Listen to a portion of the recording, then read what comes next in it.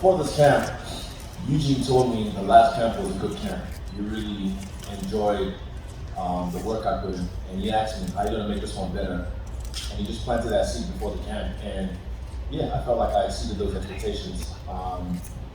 Wasn't never late once, never missed a session, was always on time, and I felt like I killed this camp, so I can't wait to display skills.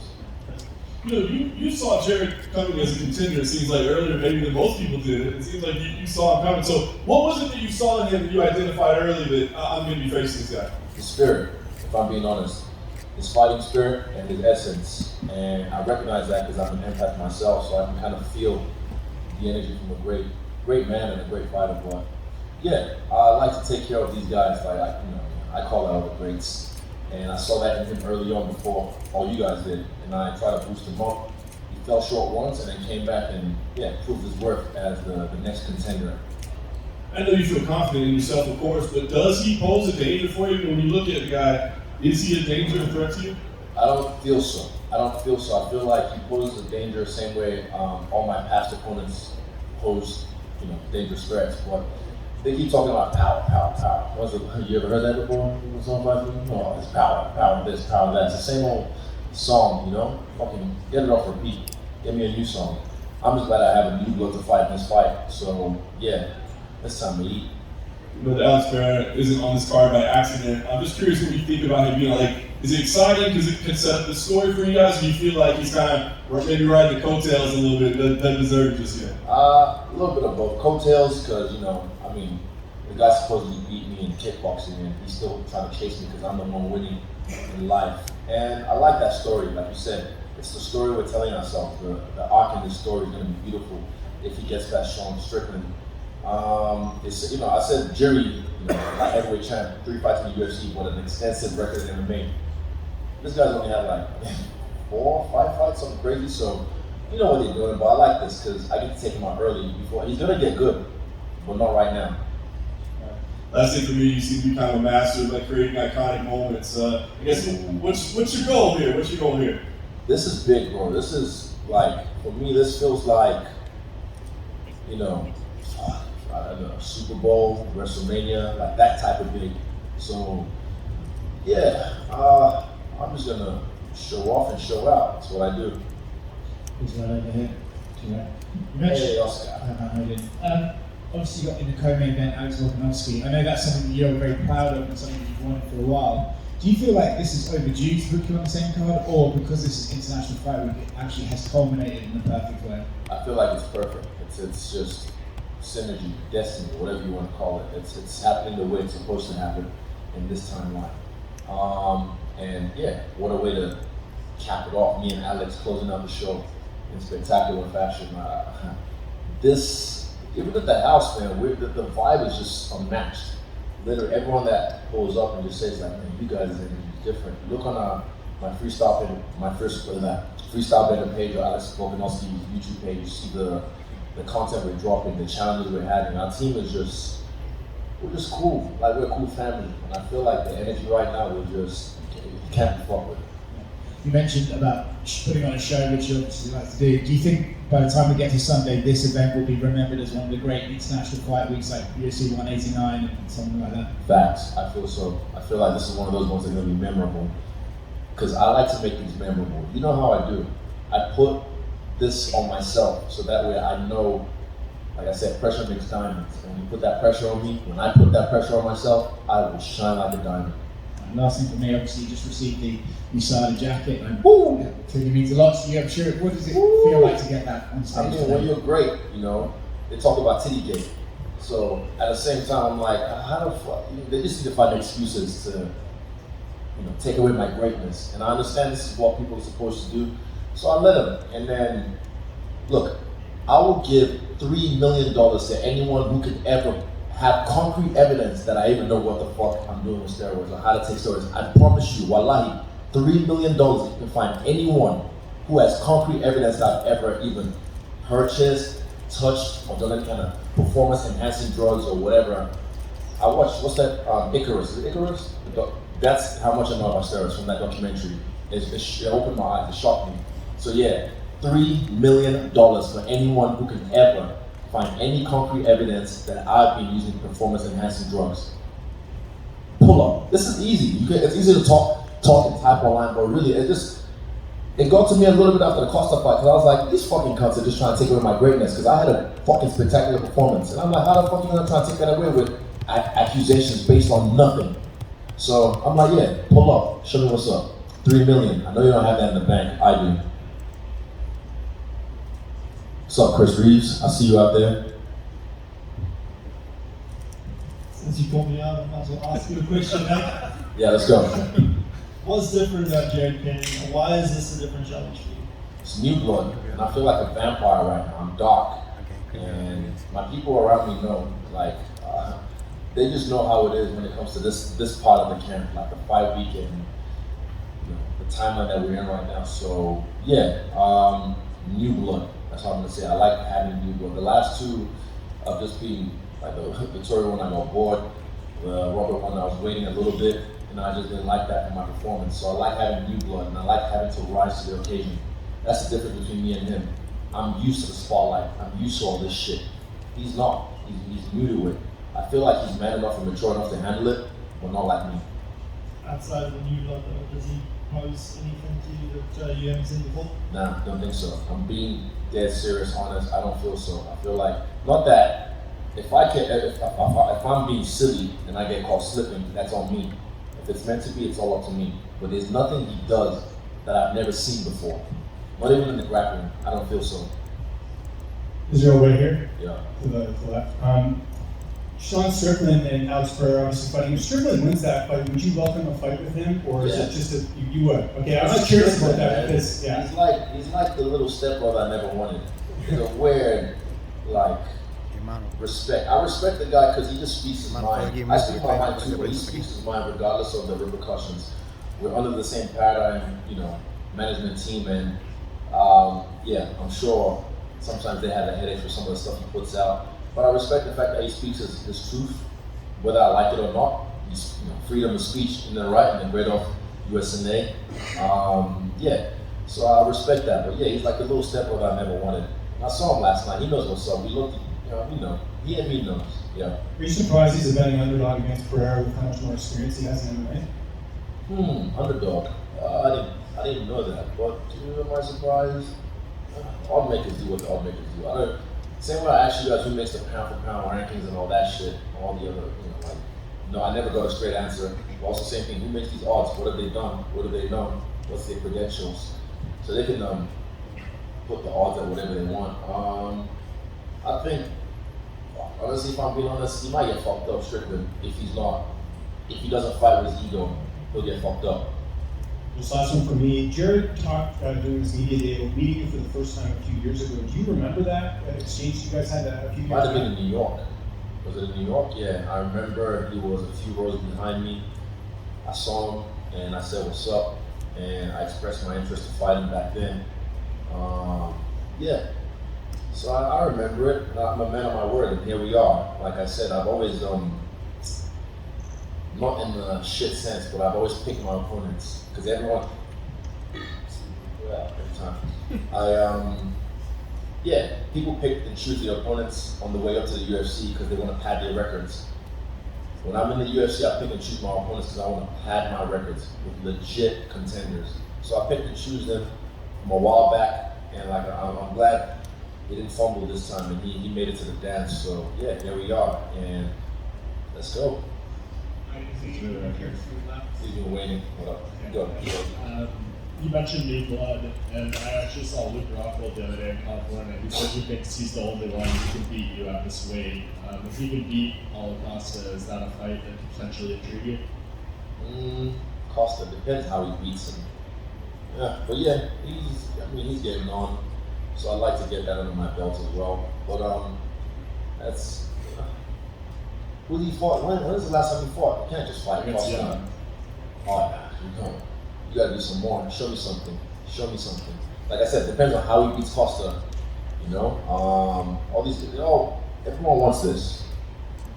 It's not even mine. I have. They got it from the fucking thing. I don't know where mine is right now. I literally don't know. Like I said, I don't care. But this thing gets a lot of attention. and it looks good on my black skin, so that's why I like to wear it. And it brings in more money, more checks, all that. But nah, I just want to kill all these guys, all these names, and yeah, Rock Hall is definitely one of those names that can be on that list. Are you glad to see that all these guys are booked right now? We have some massive middleweight fights coming up obviously Saturday, and then the weeks beyond that too. I haven't checked. I don't really follow it that well. You see it and you forget because there's so many fights. So I mean, we're blessed to be part of the UFC, to be with this organization, because spoiled with fights. And I have a month break or maybe a week break, and then fights. So we're spoiled. It's hard to keep up with what fights are coming up. But yeah, it's just nice to be up here, chilling in the air. When you're getting introduced now, they say, undefeated at middleweight. I don't like it. I feel like it's stupid. Yeah, I had a loss to Jan, big whoop. It doesn't. This isn't boxing where it's like, oh, there was one before the Haney Cambosos fight. Someone said, if this could be a turning point for their career. If they lose, that's it. So they write them off like it's nothing. Bro, Canelo just lost twice. He's still a fucking big superstar. Connor's lost a few times. He's still a fucking big superstar. That's why I said losses don't mean shit. If you use them wise, you learn from them. So yeah, I don't like when they start saying undefeated at middleweight. I don't know why they made that such a thing.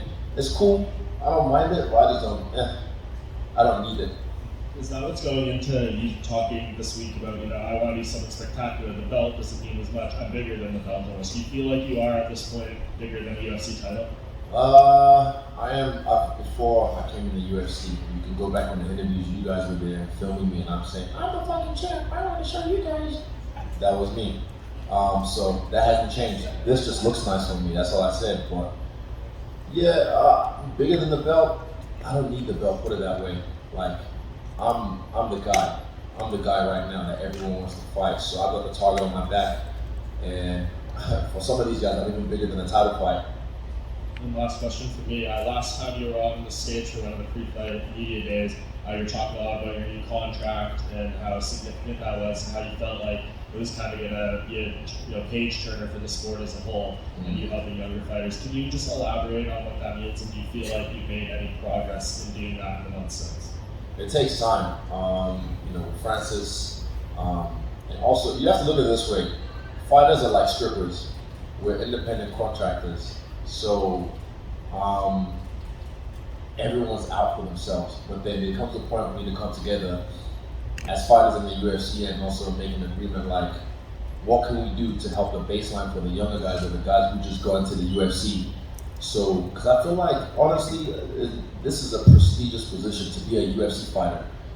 It can't just, I don't know if this is, I don't live in America, if it's the same with the NBA or NFL, the draft, it's a big deal, right? I feel like that's how the UFC is. If you make it to the UFC, it's a fucking big deal. So we need to get paid like it's a fucking big deal. I'm getting paid. A few of us are getting paid. I'm talking about the guys who just get to the UFC. I think Paddy just got his contract boosted up, but he's a superstar in his own right.